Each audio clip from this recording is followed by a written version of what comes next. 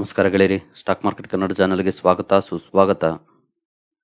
ಗೆಳೆಯರಿ, ವಿಡಿಯೋದಲ್ಲಿ ಇವತ್ತು ಸುದ್ದಿಯಲ್ಲಿರುವಂಥ ಸ್ಟಾಕ್ಗಳ ಬಗ್ಗೆ ಕವರ್ ಮಾಡ್ತಾ ಇದ್ದೀನಿ. ಹಾಗೆ ಇವತ್ತು ತುಂಬಾನೇ ಇಂಪಾರ್ಟೆಂಟ್ ಆಗಿರುವಂಥ ಡೇ ಅಂತ ಹೇಳ್ಬೋದು ನಮ್ಮ ಮಾರ್ಕೆಟ್ಗೆ.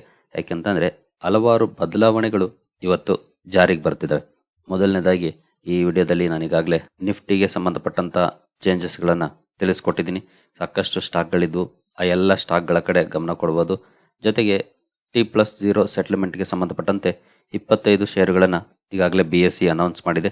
ಆ 25 ಶೇರುಗಳನ್ನು ಈಗಾಗಲೇ ತಿಳಿಸ್ಕೊಟ್ಟಿದ್ದೀನಿ. ಅವುಗಳ ಕಡೆ ಕೂಡ ನೀವು ಗಮನ ಕೊಡ್ಬೋದು, ಯಾವ ರೀತಿ ಮೊದಲನೇ ದಿನ ರೆಸ್ಪಾನ್ಸ್ ಇರುತ್ತೆ ಅಂತ. ಈ ರೀತಿ ಸಾಕಷ್ಟು ಇಂಪಾರ್ಟೆಂಟ್ ಇವೆಂಟ್ಸ್ ಇವತ್ತು ಇದಾವೆ ಮಾರ್ಕೆಟಲ್ಲಿ. ಅದರ ನಂತರ ಸಾಕಷ್ಟು ಇಂಡಿವಿಜುವಲ್ ಸ್ಟಾಕ್ಗಳಿಗೆ ಸಂಬಂಧಪಟ್ಟಂತೆ ಅಪ್ಡೇಟ್ಗಳು ಕೂಡ ಬಂದಿದ್ದಾವೆ. ಸೊ ನಾವು ಆ ಅಪ್ಡೇಟ್ಗಳನ್ನು ತಿಳ್ಕೊಳ್ಳೋಣ. ಯಾಕಂದ್ರೆ ನಿನ್ನೆ ಈಗಾಗಲೇ ಈ ಎರಡೂ ವಿಡಿಯೋಗಳಲ್ಲಿ ಸಾಕಷ್ಟು ಸ್ಟಾಕ್ಗಳ ಬಗ್ಗೆ ತಿಳ್ಕೊಂಡಿದ್ವಿ. ಮತ್ತೆ ಇಲ್ಲಿ ಕವರ್ ಮಾಡಿರುವಂತಹ ಸ್ಟಾಕ್ಗಳನ್ನು ರಿಪೀಟ್ ಮಾಡಕ್ ಹೋಗೋದಿಲ್ಲ. ಈ ವಿಡಿಯೋನ ನೋಡ್ಕೊಳ್ಳಿ, ಗೊತ್ತಾಗುತ್ತೆ ನಿಮಗೆ. ಮೊದಲಿಗೆ ಡಿಸ್ಕ್ಲೇಮರ್ ಕೊಡ್ಲಿಕ್ಕೆ ಇಷ್ಟಪಡ್ತೀನಿ. ಇಲ್ಲಿ ಕವರ್ ಮಾಡ್ತಿರುವಂಥ ಯಾವುದೇ ಸ್ಟಾಕ್ ಅನ್ನು ಕೂಡ ರೆಕಮೆಂಡ್ ಮಾಡ್ತಿಲ್ಲ. ನೀವು ಫರ್ದರ್ ಸ್ಟಡಿ ಮಾಡಿ ಡಿಸಿಷನ್ ತಗೊಳ್ಬೋದು. ಆಸ್ ಎ ಎಜುಕೇಶನಲ್ ಪರ್ಪಸ್ ನಾನು ಈ ವಿಡಿಯೋನ ನಿಮ್ಮ ಮುಂದೆ ತರ್ತಾ ಇದ್ದೀನಿ. ಈಗಲೇ ಅಮೆರಿಕನ್ ಮಾರ್ಕೆಟ್ನ ಪರ್ಫಾರ್ಮೆನ್ಸ್ ಅನ್ನು ನೋಡೋದಾದ್ರೆ, ಅಮೆರಿಕನ್ ಮಾರ್ಕೆಟಲ್ಲಿ ನಿನ್ನೆ ತುಂಬಾ ಒಳ್ಳೆ ಪರ್ಫಾರ್ಮೆನ್ಸ್ ಕಂಡು ಬಂದಿದೆ. ನೋಡ್ಬೋದು 477 ಪಾಯಿಂಟ್ಸ್ ಅಥವಾ 1.22% ಪಾಸಿಟಿವ್ ಪರ್ಫಾರ್ಮೆನ್ಸ್ ಕಂಡು ಬಂದಿದೆ. ಓಪನಿಂಗ್ ಕೂಡ ಚೆನ್ನಾಗಿ ಇತ್ತು, ಅದರ ನಂತರ ಕೂಡ ಪರ್ಫಾರ್ಮೆನ್ಸ್ ಚೆನ್ನಾಗಿ ಕಂಡು ಬಂದಿದೆ. ಕೊನೆಯಲ್ಲಿ ಇನ್ನೂ ರ್ಯಾಲಿ ಜಾಸ್ತಿ ಆಗಿದೆ, ಅದನ್ನ ನೀವು ಇಲ್ಲಿ ನೋಡಬಹುದು. ಓವರ್ ಆಲ್ ಅಮೆರಿಕನ್ ಮಾರ್ಕೆಟ್ ಅಲ್ಲಿ ನಿನ್ನೆ ಒಳ್ಳೆ ಪರ್ಫಾರ್ಮೆನ್ಸ್ ಕಂಡು ಬಂದಿದೆ. ಹಾಗೆ ನಾವು ನಾಸ್ಡಾಕ್ ಪರ್ಫಾರ್ಮೆನ್ಸ್ ಅನ್ನು ನೋಡಿದರೆ ಇಲ್ಲೂ ಕೂಡ 83 ಪಾಯಿಂಟ್ಸ್ ಅಥವಾ 0.5% ಪಾಸಿಟಿವ್ ಪರ್ಫಾರ್ಮೆನ್ಸ್ ಕಂಡು ಬಂದಿದೆ. ಗ್ಯಾಪ್ ಅಪ್ ಓಪನಿಂಗ್, ಅದ ನಂತರ ಡೌನ್, ಮತ್ತೆ ಕೊನೆಯಲ್ಲಿ ರ್ಯಾಲಿ ನಾಸ್ಡಾಕ್ ಅಲ್ಲಿ ಕಂಡು ಬಂದಿದೆ. ಓವರ್ ಆಲ್ 0.5% ಪಾಸಿಟಿವ್ ಅಲ್ಲಿ ಕ್ಲೋಸಿಂಗ್ ಅನ್ನು ಕೊಟ್ಟಿದೆ. ನಮ್ಮ IT ಸೆಕ್ಟರ್ ನ ಕಡೆ ಕೂಡ ಗಮನ ಕೊಡಬಹುದು. ಇವತ್ತು ನಿನ್ನೆ ಮೊನ್ನೆ ಎಲ್ಲ ಅಂಡರ್ ಪರ್ಫಾರ್ಮೆನ್ಸ್ ಅನ್ನು ಮಾಡಿದೆ. ಇವತ್ತೇನಾದ್ರೂ ಸ್ವಲ್ಪ ರಿಕವರಿ IT ಸೆಕ್ಟರ್ ಅಲ್ಲಿ ಬರುತ್ತಾ ಅಂತ ಅಬ್ಸರ್ವ್ ಮಾಡಬಹುದು. ನೆಕ್ಸ್ಟ್ ADR ಗಳ ಕಡೆ ಬಂದ್ರೆ, ICICI ಬ್ಯಾಂಕ್ ಅಲ್ಲಿ ಒಳ್ಳೆ ಪರ್ಫಾರ್ಮೆನ್ಸ್ ಇದೆ. ಇನ್ಫೋಸಿಸ್ ಅಲ್ಲೂ ಕೂಡ ಪಾಸಿಟಿವ್ ಪರ್ಫಾರ್ಮೆನ್ಸ್ ಇದೆ. ವಿಪ್ರೋ ಕೂಡ ಪಾಸಿಟಿವ್ ಇದೆ. HDFC ಬ್ಯಾಂಕ್ ಪಾಸಿಟಿವ್ ಇದೆ. ಡಾಕ್ಟರ್ ರೆಡ್ಡಿಸ್ ನೆಗೆಟಿವ್ ಇದೆ. ಓವರ್ ಆಲ್ ADR ಗಳಲ್ಲಿ ಒಳ್ಳೆ ಪರ್ಫಾರ್ಮೆನ್ಸ್ ಕಂಡು ಬಂದಿದೆ ಅಂತ ಹೇಳ್ಬೋದು ಇಲ್ಲಿ ನೋಡಿದ್ರೆ. ನೆಕ್ಸ್ಟ್ FIS DIS ಆಕ್ಟಿವಿಟೀಸ್ ಕಡೆ ಬಂದ್ರೆ, FIS ನಿನ್ನೆ 2170 ಕೋಟಿ ನೆಟ್ ಬೈಯಿಂಗ್ ಅನ್ನ ಮಾಡಿದ್ದಾರೆ. DIS ಕೂಡ 1197 ಕೋಟಿ ನೆಟ್ ಬೈಯಿಂಗ್ ಅನ್ನ ಮಾಡಿದ್ದಾರೆ. ಇಬ್ರು ಕೂಡ ನೆಟ್ ಬೈಯಿಂಗ್ ಮಾಡಿದ್ದಾರೆ. But heavy selling and buying ಮಾಡ್ತಿದ್ದಾರೆ ಇಬ್ರು ಕೂಡ ಅಷ್ಟೇ, ನೋಡ್ಬೋದು ನೀವು ಇಲ್ಲಿ. ಸೊ ರೊಟೇಷನ್ ಜಾಸ್ತಿ ಆಗ್ತಾ ಇದೆ. ಹಾಗೇನೆ ಸ್ವಲ್ಪ ವಾಲಟೈಲ್ ಪರ್ಫಾರ್ಮೆನ್ಸ್ ಕೂಡ ಸಾಕಷ್ಟು ಸ್ಟಾಕ್ಗಳಲ್ಲಿ ಹಾಗೂ ಮಾರ್ಕೆಟ್ ಅಲ್ಲಿ ಕಂಡು ಬರ್ತಿದೆ ಅಂತ ಹೇಳ್ಬೋದು. ಯಾಕಂದ್ರೆ ಒಂದಿನ ರ್ಯಾಲಿ, ಒಂದಿನ ಡೌನ್ ಫಾಲ್, ನೀವು ಈಗಾಗಲೇ ನೋಡ್ತಾ ಇದ್ದೀರಿ ಯಾವ ರೀತಿ ಪರ್ಫಾರ್ಮೆನ್ಸ್ ಬರ್ತಾ ಇದೆ ಅಂತ. ನಾವು ಇದನ್ನಂತೂ ಮಾರ್ಚ್ ಬಿಗಿನಿಂಗ್ ಅಲ್ಲೇ ಹೇಳಿದ್ವಿ, ಮಾರ್ಚ್ ಅಲ್ಲಿ ಮಾರ್ಕೆಟ್ ವಾಲಟೈಲ್ ಪರ್ಫಾರ್ಮೆನ್ಸ್ ಇರ್ಬೋದು ಅಂತ. ಸೊ ಅದೇ ರೀತಿ ಪರ್ಫಾರ್ಮೆನ್ಸ್ ಕಂಡು ಬಂದಿದೆ. ಸೊ ಇವರು ಕೂಡ ಹೆವಿ ಬೈಯಿಂಗ್ ಅಂಡ್ ಸೆಲ್ಲಿಂಗ್ ಅನ್ನ ಮಾಡಿದ್ದಾರೆ ಅಂತ ಹೇಳ್ಬೋದು. ನೋಡ್ಬೋದು ನೀವು ಇಲ್ಲಿ ಮ್ಯಾಕ್ಸಿಮಮ್ ಇಲ್ಲಿವರೆಗೂ ಎಷ್ಟು ಸೆಲ್ಲಿಂಗ್ ಅಂಡ್ ಬೈಯಿಂಗ್ ಅನ್ನ ಮಾಡಿದ್ದಾರೆ ಅಂತ. ಇಬ್ರು ಕೂಡ ಎರಡು ಕಡೆ ಕೂಡ ಹೆವಿ ಬೈಯಿಂಗ್ ಅಂಡ್ ಸೆಲ್ಲಿಂಗ್ ನಡೀತಾನೆ ಇದೆ. ಇನ್ ಕೇಸ್ ನೀವು ಇಂದಿನ ತಿಂಗಳುಗಳ ಪರ್ಫಾರ್ಮೆನ್ಸ್ ಅನ್ನ ನೋಡಿದ್ರೆ ನೋಡಿ, ಇಲ್ಲಿ in case October November time ಅಲ್ಲಿ ನೋಡಿದ್ರೆ 1,86,000, 2,46,000, 2,70,000, 2,15,000, 2,35,000, 1,29,000 ಈ ರೀತಿ ಪರ್ಫಾರ್ಮೆನ್ಸ್. ಆದ್ರೆ ಈಗ ನೋಡ್ಬೋದು ಈಗಿನ 3,40,000 ಹೀಗಿದೆ. ಹೆವಿ ಬೈಯಿಂಗ್ ಅಂಡ್ ಸೆಲ್ಲಿಂಗ್ ನಡೀತಾ ಇದೆ ಇವ್ರ ಕಡೆಯಿಂದ. ಅದು ಕೂಡ ಮಾರ್ಕೆಟ್ ವಾಲಟಿಲಿಟಿಗೆ ಕಾರಣ ಆಗ್ತಿದೆ ಅಂತ ಹೇಳ್ಬೋದು. ನೆಕ್ಸ್ಟ್ ಪ್ರೈಮರಿ ಮಾರ್ಕೆಟ್ ಕಡೆ ಬಂದ್ರೆ, SRM ಕಾಂಟ್ರಾಕ್ಟರ್ಸ್ IPO ಸಬ್ಸ್ಕ್ರೈಬ್ ಮಾಡಲಿಕ್ಕೆ ಇವತ್ತು ಲಾಸ್ಟ್ ಡೇ. ನೀವು ಇಲ್ಲಿ ನೋಡಬಹುದು 28. ಅಪ್ಡೇಟೆಡ್ ಗ್ರೇ ಮಾರ್ಕೆಟ್ ಪ್ರೀಮಿಯಂ ಅನ್ನ ನೋಡಿದ್ರೆ ಅರೌಂಡ್ 55% ಇದೆ. ಓವರ್ ಆಲ್ ಒಳ್ಳೆ ಪ್ರೀಮಿಯಂ ಅಲ್ಲಿ ಇದೆ. ಇಂಟ್ರೆಸ್ಟ್ ಇರೋರು ನೋಡಬಹುದು, ಅಪ್ಲೈ ಮಾಡೋದು ಬೇಡವಾ ಅಂತ ಡಿಸೈಡ್ ಮಾಡಬಹುದು. ಬಟ್ ಆಸ್ ಆಫ್ ನಾವು ಒಳ್ಳೆ ಪ್ರೀಮಿಯಂ ಅಲ್ಲಿ ಟ್ರೇಡ್ ಆಗ್ತಿದೆ ಗ್ರೇ ಮಾರ್ಕೆಟ್ ಅಲ್ಲಿ. 55% ಲಾಭವನ್ನು ಕೊಡುವಂತಹ ಸಾಧ್ಯತೆ ಇದೆ ಇದೇ ರೀತಿ ಮುಂದುವರೆದ್ರೆ. ನೆಕ್ಸ್ಟ್ ಇಂಡಿವಿಜುವಲ್ ಸ್ಟಾಕ್ ಗಳ ಕಡೆ ಬಂದ್ರೆ, REC ಸುದ್ದಿಯಲ್ಲಿರುತ್ತೆ. ಕಾರಣ, ಕಂಪನಿ ಫಂಡ್ ರೈಸಿಂಗ್ ಬಗ್ಗೆ ಡಿಸಿಷನ್ ತಗೊಂಡಿದೆ. ಥ್ರೂ ಮಾರ್ಕೆಟ್ ಬಾರೋಯಿಂಗ್ ಮೂಲಕ 1.6 lakh crore ಬಾರೋ ಮಾಡುವಂತ plan through bonds and debentures. ಆ ಕಾರಣಕ್ಕಾಗಿ REC ಸುದ್ದಿಯಲ್ಲಿರುತ್ತೆ. ಈ ಸ್ಟಾಕ್ ಅನ್ನ ನಿಮ್ಮ ರಡಾರ್ ಇಟ್ಕೊಂಡು ಇವತ್ತು ಅಬ್ಸರ್ವ್ ಮಾಡಬಹುದು. ನಿನ್ನೆ ಸ್ವಲ್ಪ ನೆಗೆಟಿವ್ ಪರ್ಫಾರ್ಮೆನ್ಸ್ ಕಂಡು ಬಂದಿತ್ತು. ಇವತ್ತು ಅಬ್ಸರ್ವ್ ಮಾಡಿ ಯಾವ ರೀತಿ ಪರ್ಫಾರ್ಮೆನ್ಸ್ ಸ್ಟಾಕ್ ಅಲ್ಲಿ ಇರುತ್ತೆ ಅಂತ. ನೆಕ್ಸ್ಟ್ ಆಗಿ ಬರೋದಾದ್ರೆ Alkem laboratories US FDA inspection ಇತ್ತು ಕಂಪನಿಯ ಮ್ಯಾನುಫ್ಯಾಕ್ಚರಿಂಗ್ ಪ್ಲಾಂಟ್ ಅಲ್ಲಿ. ಅಲ್ಲಿ 10 ಅಬ್ಸರ್ವೇಷನ್ಸ್ ಅನ್ನ US FDA ಲಿಸ್ಟ್ ಮಾಡಿದೆ. ಆ ಕಾರಣಕ್ಕಾಗಿ ಸುದ್ದಿಯಲ್ಲಿರುತ್ತೆ. ಇದನ್ನು ಕೂಡ ನಿಮ್ಮ ರಡಾರ್ ಇಟ್ಕೊಂಡು ಅಬ್ಸರ್ವ್ ಮಾಡಬಹುದು, ಯಾವ ರೀತಿ ರಿಯಾಕ್ಷನ್ ಬರುತ್ತೆ ಈ 10 ಅಬ್ಸರ್ವೇಷನ್ಸ್ಗೆ ಅಂತ.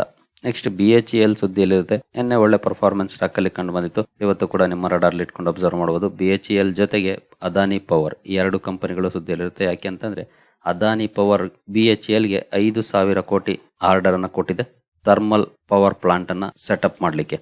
BHELಗೆ 5,000 ಕೋಟಿ ಆರ್ಡರ್ ಅದಾನಿ ಪವರ್ ಇಂದ ಸಿಕ್ಕಿದೆ. ಆ ಕಾರಣಕ್ಕಾಗಿ ಎರಡು ಸ್ಟಾಕ್ ಗಳು ಸುದ್ದಿಯಲ್ಲಿರುತ್ತವೆ. ಎರಡು ಸ್ಟಾಕ್ ಗಳನ್ನ ಅಬ್ಸರ್ವ್ ಮಾಡಬಹುದು, ಯಾವ ರೀತಿ ರಿಯಾಕ್ಷನ್ ಇರುತ್ತೆ ಅಂತ. BHEL ಗಂತೂ ಭರ್ಜರಿ ನ್ಯೂಸ್ ಅಂತಾನೆ ಹೇಳ್ಬೋದು. 5,000 ಕೋಟಿ ಅಂದ್ರೆ ಸಣ್ಣ ಅಮೌಂಟ್ ಅಲ್ಲ. ನೆಕ್ಸ್ಟ್ ಟಾಟಾ ಎಲೆಕ್ಸಿ ಸುದ್ದಿಯಲ್ಲಿರುತ್ತೆ. ಕಾರಣ, ಕಂಪನಿ ಡ್ರಾಗರ್ ಅನ್ನುವಂತ ಒಂದು ಕಂಪನಿ ಜೊತೆ ಒಪ್ಪಂದವನ್ನ ಮಾಡ್ಕೊಂಡಿದೆ.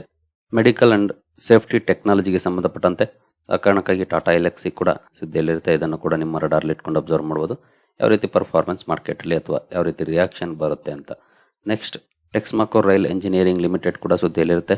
ಕಾರಣ ಕಂಪನಿ 250 crore QIP ಲಾಂಚ್ ಮಾಡಿದೆ. ಅದಕ್ಕೆ ಒಳ್ಳೆ ರೆಸ್ಪಾನ್ಸ್ ಕೂಡ ಕಂಡು ಬಂದಿದೆ. ದೊಡ್ಡ ದೊಡ್ಡ ಫಂಡ್ ಹೌಸ್ಗಳು ರೆಸ್ಪಾನ್ಸ್ ಅನ್ನು ತೋರಿಸಿದಾವೆ.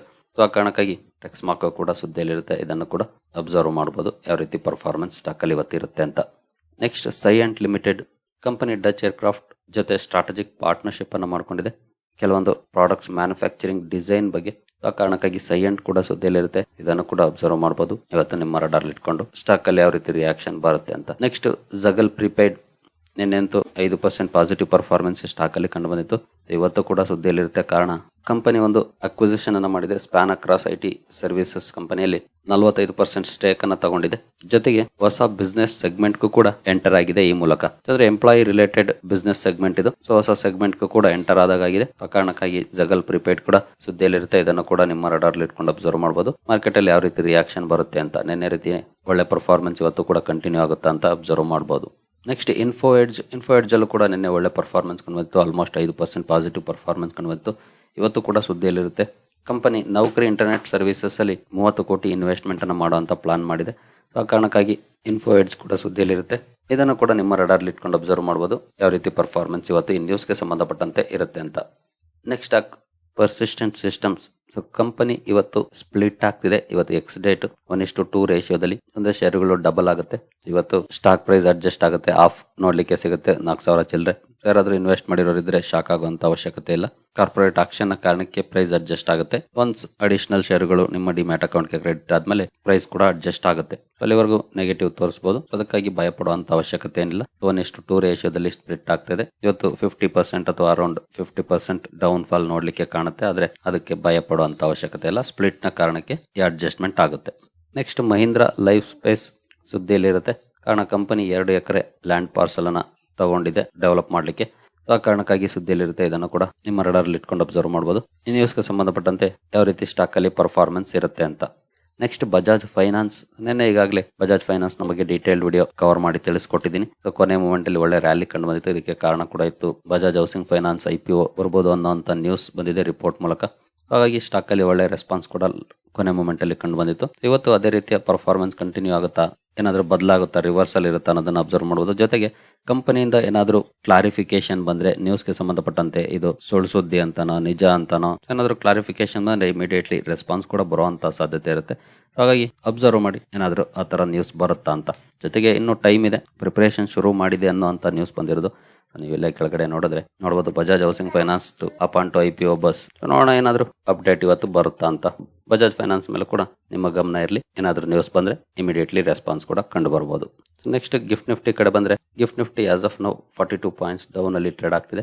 ನೋಡೋಣ ಮಾರ್ಕೆಟ್ ಯಾವ ರೀತಿ ಓಪನ್ ಆಗುತ್ತೆ ಅಂತ. ನೋಡಬಹುದು ಈಗ 12 ಪಾಯಿಂಟ್ಸ್ ಆಯ್ತು. ನಿನ್ನೆ ಮೊನ್ನೆ ಅಂತೂ ಗಿಫ್ಟ್ ನಿಫ್ಟಿ ಇದಕ್ಕೆ ರಿವರ್ಸ್ ಆಗಿ ಪರ್ಫಾರ್ಮೆನ್ಸ್ ಕಂಡು ಬಂತು. ಅಂದ್ರೆ ಓಪನಿಂಗ್ ಮಾತ್ರ ಇದ್ರ ಮೇಲೆ ಡಿಪೆಂಡ್ ಆಗಬಹುದು. ನಂತರದ ಪರ್ಫಾರ್ಮೆನ್ಸ್ ಯಾವಾಗ್ಲೂ ಮಾರ್ಕೆಟ್ ಅಲ್ಲಿ ಬರುವಂತ ಅಪ್ಡೇಟ್ಸ್ ಮೇಲೆ ಡಿಪೆಂಡ್ ಆಗುತ್ತೆ ಬಿಟ್ರೆ ಗಿಫ್ಟ್ ನಿಫ್ಟಿ ಮೇಲಲ್ಲ.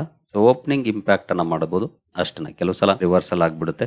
ಕಾರಣ ಕೂಡ ಗೊತ್ತಿದೆ, ಯಾಕಂದ್ರೆ ನಾವು ವಿಡಿಯೋ ಕವರ್ ಮಾಡೋದು ಮಾರ್ಕೆಟ್ ಓಪನ್ ಆಗೋದಕ್ಕಿಂತ 2 ಅವರ್ಸ್ ಬಿಫೋರ್. ಹಾಗಾಗಿ ಆ ಮಧ್ಯೆ 2 ಅವರ್ಸ್ ಅಲ್ಲಿ ಬದಲಾವಣೆಗಳೇನೇನಾಗುತ್ತೋ ಅದಕ್ಕೆ ತಕ್ಕಂತೆ ರಿಯಾಕ್ಷನ್ ಬರುವಂತ ಸಾಧ್ಯತೆ ಇರುತ್ತೆ. ಆಸ್ ಆಫ್ ನಾವು ನೋಡಬಹುದು 6.5 ಪಾಯಿಂಟ್ಸ್ ಡೌನ್ ಅಲ್ಲಿ ಟ್ರೇಡ್ ಆಗ್ತಿದೆ. 42 ಇದ್ದಿದ್ದು 6 ಪಾಯಿಂಟ್ಸ್ಗೆ ಬಂತು. ನೋಡೋಣ ಯಾವ ರೀತಿ ಓಪನ್ ಆಗುತ್ತೆ ಇವತ್ತು ಮಾರ್ಕೆಟ್ ಅಂತ.